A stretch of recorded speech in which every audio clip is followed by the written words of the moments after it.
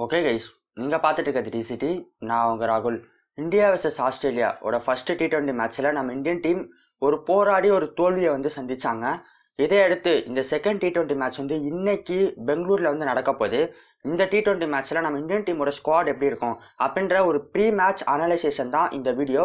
அதனால் இந்த வீடியோ கடைசி வரைக்கும் பாருங்கள். பார்த்துட்டு உங்களோட ஒப்பீனியனை நீங்கள் மறக்காமல் கமெண்ட் பாக்ஸ் கமெண்ட் பண்ணுங்கள்.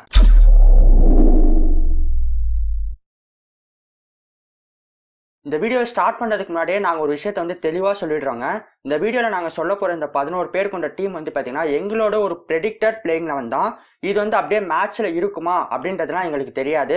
அதனால் இந்த வீடியோ ஒரு சின்ன ஒரு ஜென்ரல் நாலேஜ் வீடியோவாக மட்டும் எடுத்துக்கோங்க. இப்படிலாம் இருக்கலாம் அப்படின்றதுக்கான ஒரு பெர்ஸ்பெக்டிவ் தான் இந்த வீடியோ.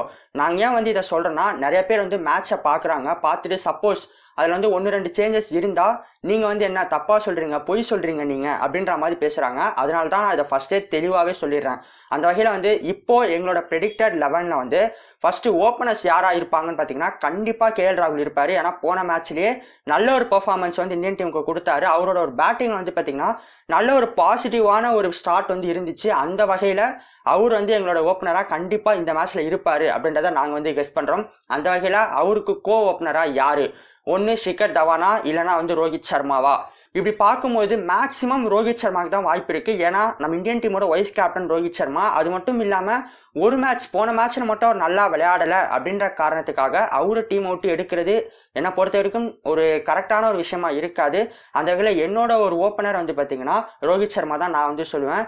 மேபி ரோஹித் சர்மாவுக்கு ரெஸ்ட் கொடுக்கணும் அப்படின்னு பிளான் பண்ணால் அந்த இடத்துல ஷிகர் தவான் விளையாடுறதுக்கான வாய்ப்புகள் இருக்கிறதா தான் நாங்கள் கெஸ் பண்ணுறோம். அது மட்டும் இல்லாமல் எங்களோட மிடில் ஆர்டரில் தேர்டில் நம்மளோட விராட் கோலி கண்டிப்பாக விளையாடுவார். நம்பர் 4ல் பார்த்தீங்கன்னா ரிஷப் பந்த் தான். ஏன்னா ரிஷப் பந்த் போன மேட்ச்சில் ரன் அவுட் தான் ஆயிருந்தார். அது மட்டும் இல்லாமல் நம்ம இந்தியன் டீமோட ஒரு ஃபியூச்சர் விக்கெட் கீப்பர்னா அது ரிஷப் பந்த் தான்.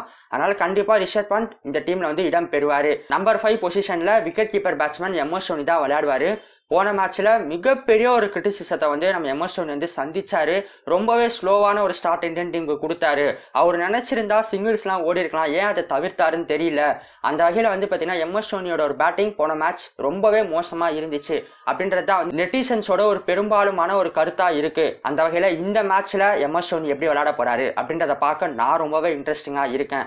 அது மட்டும் இல்லாமல் இந்த எங்களோட ப்ரெடிக்டட் 11 பார்த்தீங்கன்னா தினேஷ் கார்த்திகை அணியில் சேர்க்கலாமா வேண்டாமா அப்படின்னு நாங்கள் பிளான் பண்ணும்போது என்னை பொறுத்த வரைக்கும் நான் தினேஷ் கார்த்திக்கோட விஜய் சங்கருக்கு நான் போக நினைப்பேன். ஏன்னா தினேஷ் கார்த்திக் அவருக்கு கொடுத்த ஒரு கோல்டன் ஆப்பர்ச்சுனிட்டி மிஸ் பண்ணிட்டாரு.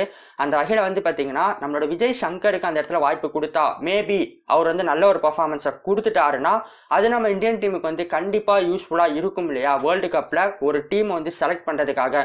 அந்த வகையில் எங்களோட ஒரு 11ல் தினேஷ் கார்த்திக்கு பதிலாக நாங்கள் பார்த்தீங்கன்னா விஜய் சங்கருக்கு எங்களோட வாய்ப்பு கொடுக்குறோம். நம்பர் 7ல் எப்பவும் போல் குருணால் பாண்டியா தான் விளையாட போகிறாரு. அதே மாதிரி நம்பர் 8ல் சகல் தான் விளையாடுவார்.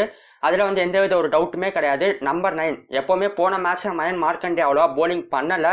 இருந்தாலும் மார்க்கண்டேக்கு தான் வாய்ப்பு இருக்கும் நம்ம இந்தியன் டீமில். நம்பர் 10 அண்ட் நம்பர் 11 இது ரொம்பவே ஒரு கான்ட்ரவர்சியான ஒரு இடம். ஏன்னா போன மேட்ச் தோத்ததுக்கு உமேஷ் யாதவ் தான் காரணம் அப்படின்றது தான் பெரும்பாலும் எல்லாரோட கருத்தாகவும் இருக்குது. அதற்கேற்ற மாதிரி தான் போன மேட்ச்ல அவர் பெர்ஃபார்மன்ஸும் கொடுத்தாரு.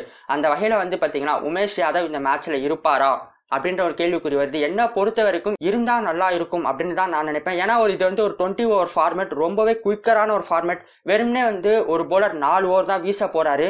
அந்த 4 ஓவர் ஏன் அவரோட ஓவரா இருக்கலாமே அப்படின்னு தான் என்னோட ஒரு கருத்து. ஆஸ் யூஷுவல் அந்த நம்பர் 11 பொசிஷனில் பும்ரா தான், அதில் எந்தவித ஒரு டவுட்டுமே கிடையாது. சரி ஓகே கைஸ், நீங்கள் சொல்லுங்கள், உமேஷ் யாதவ் விளையாடுவாரா இல்லை சித்தார்த் கவுல் விளையாடுவாரா? உங்களோட ஒரு ஒப்பீனியன் என்ன அப்படின்றத நீங்கள் மறக்காமல் கமெண்ட் பாக்ஸ் கமெண்ட் பண்ணுங்கள். நாங்கள் ஃபர்ஸ்டே சொன்ன மாதிரி தாங்க, இது எங்களோட ப்ரெடிக்டட் 11 தான். இது எப்படி வேணாலும் மேட்ச் அப்போ மாறலாம் அப்படின்னு சொல்லிட்டு நான் இந்த வீடியோ முடிச்சுக்கிறேன். இந்த வீடியோ உங்களுக்கு பிடிச்சிருந்தா ஒரு லைக் கொடுங்க. இந்த வீடியோ உங்கள் ஃப்ரெண்ட்ஸோட மறக்காமல் ஷேர் பண்ணுங்கள். நீங்கள் நம்ம சேனலுக்கு சப்ஸ்கிரைப் பண்ணனா மறக்காமல் சப்ஸ்கிரைப் பண்ணிவிட்டு அப்படியே பக்கத்துக்கு பெல் ஐக்கானும் ப்ரெஸ் பண்ணிக்கோங்க. Thanks for watching the video.